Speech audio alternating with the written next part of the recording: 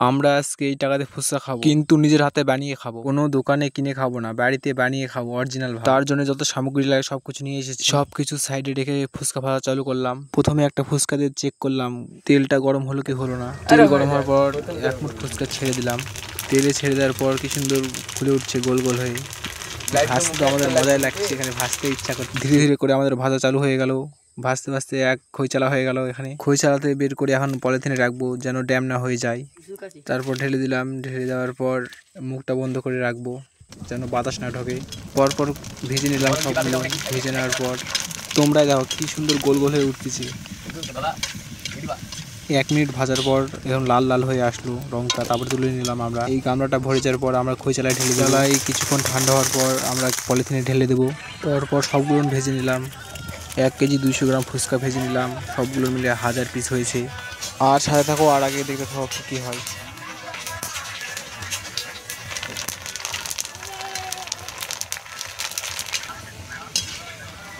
ভাজতে ভাজতে আমার মুখে হাসি ফুটে গেল একটু।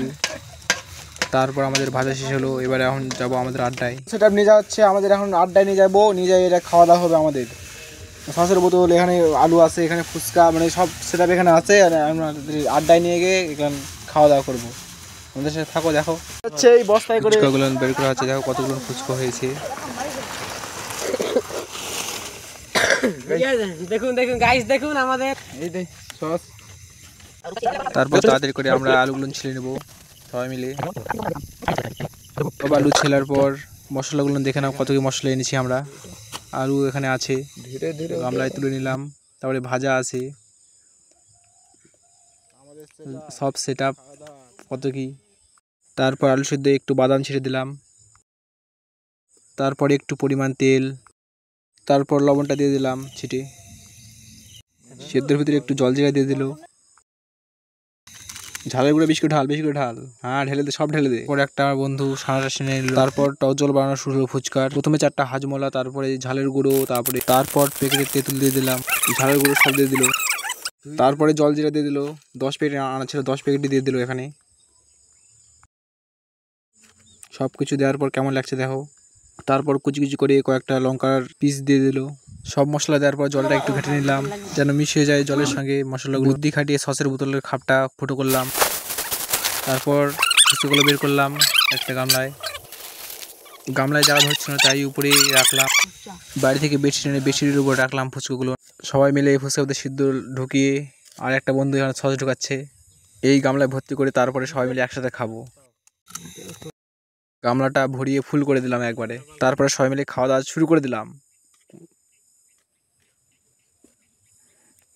কি টেস্ট একদম।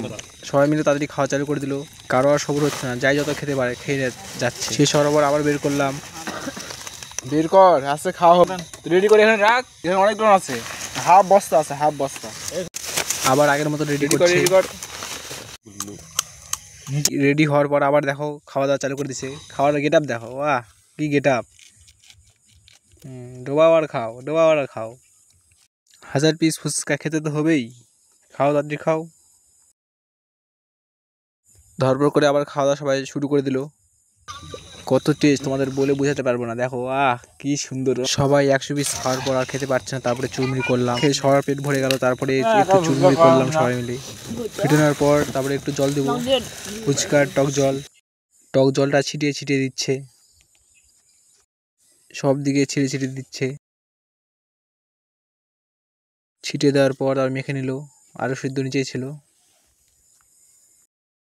মাখা হয়ে যাওয়ার পর একটু সস দিয়ে দিল, সস দিয়ে মেখে নিল। আবার মাখা হয়ে যাওয়ার পর আবার খেতে শুরু করে দিল সবাই।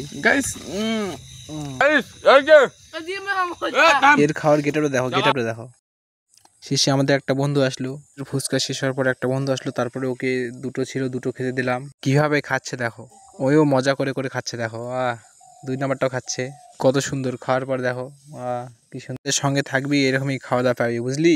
আর এত পরে আসবি না, আগে আগে চলে আসবি, বুঝলি। তাহলে খাওয়া দাওয়া হয়ে গেছে, বাড়ি চলে যা, ঠিক আছে। তোমাদের কি ভিডিওটা ভালো লেগেছে? যদি ভালো লেগে থাকে কমেন্ট একটু করো, আর আমাকে সাপোর্ট করো। নিউ ভিডিও দেখার জন্য সাথে থেকো।